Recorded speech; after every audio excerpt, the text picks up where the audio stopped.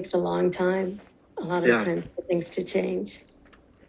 Even years after the Me Too movement started trending, there is still a lot of work to be done to help victims of abuse. So I reached out to the Houston Area Women's Center to talk about that work that still needs to be done. My name is Leticia Manzano. I work at the Houston Area Women's Center. My title there is Manager of Sexual Violence Survivor Services. And even though my title is manager, my favorite part of the job is I actually get to work with survivors myself. So I am also a counselor.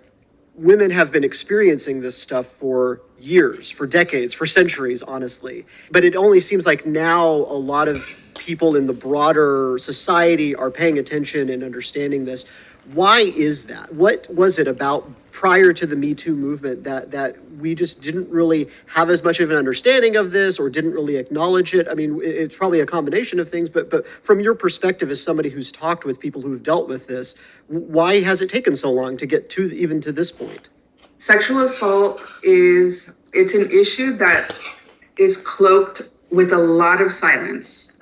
It's the thing that we don't talk about as a society. And when the community thinks of the Houston Area Women's Center, they automatically think domestic violence. They think, oh, that's the shelter where battered women go.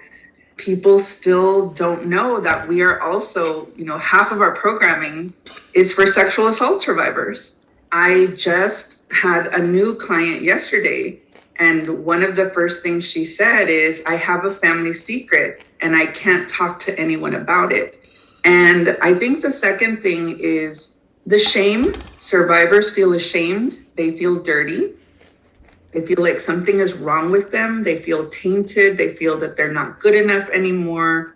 And men still experience a great amount of shame to say that happened to me, because there's also shame around what it means for my masculinity.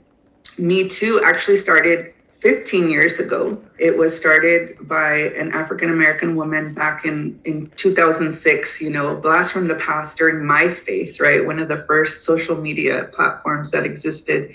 And it was meant to be kind of like a symbol of empowerment, like to kind of cast off that shame. But when it came back in 2017, what it was is, let's bring awareness to the numbers. What it became to me ultimately is, you're not alone. Like, now it happens to celebrities. It's not just your family. It's not just, your work environment. It's not just at your school. So I think the movement's really important.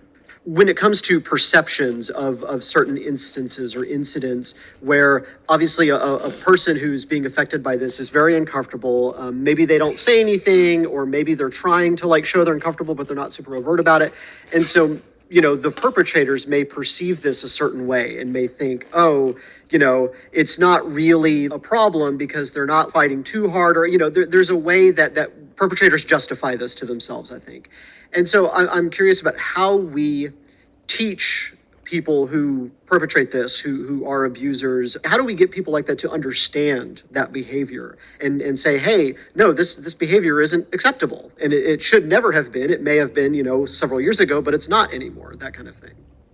There's a lot of work to be done. And, I've been doing this work. I've been at the Houston Area Women's Center for 23 years. I started there in 1998. And there was a time that I spent in the prevention program. And prevention at the time that I was doing it back in 2000 to 2005 or so, we were really trying to work with boys and with men to teach. And we were talking a lot about gender roles, and we were talking about how men and women have they're socialized differently. And so one of them is, this idea of pursuit, if you will, of not taking no for an answer. And so, we have to talk about consent again, and very, very important. I think the very, very most important thing about consent is that consent is not the absence of the word no. Consent is the presence of yes. That is like the biggest message that I have for men and boys is, get consent, and you only have consent if you have a clear yes.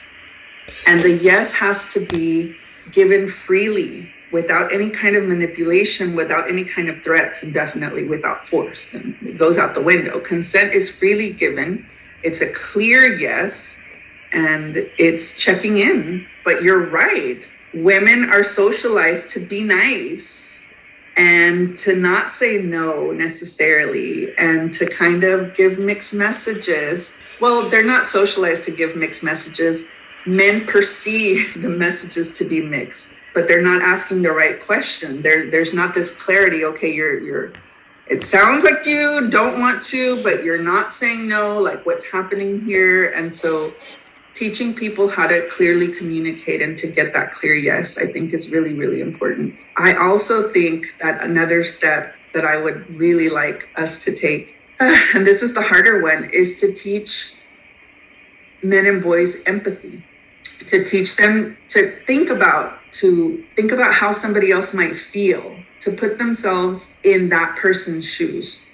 The problem is that in male socialization, boys and men are taught not to feel.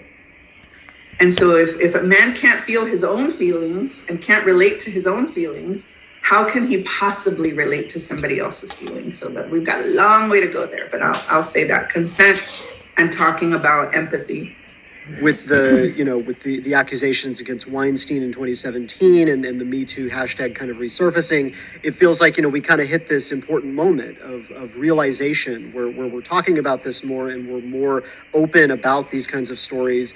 But yeah, it does feel like there's still a lot of room for us, beyond this. And I guess, what should we do next? What should our priorities be? How do we go about actively trying to make this a better world for women and for men, amid all of this? It's important to work with survivors, to support survivors, and it's important to continue to work on prevention. When someone gets to know a survivor, it's important to start by believing them. Taking a deep breath and listening, and as hard as it is to believe them, letting them know that you believe them. It is not our job to investigate what happened and to prove that it happened or didn't happen. It is our job to support the survivor. With that said, it's important to tell them that they're not alone. Let them know that there's help available, like the Houston Area Women's Center, where they can get free counseling services. I think the other thing is that, like, continuing to look at this problem not as just intervening with people who have already experienced it, but really looking at prevention, having those open conversations, bringing it up in the family. This is like horrible Thanksgiving conversation, but hey, when you're grocery shopping with your mom or, whatever it is, just say, hey, Mom, did stuff like this happen in our family? And she may not want to talk about it, but just kind of say, it's important. I think this is important because, is there anybody in our family who might need support, and be prepared that Mom might say it happened to me.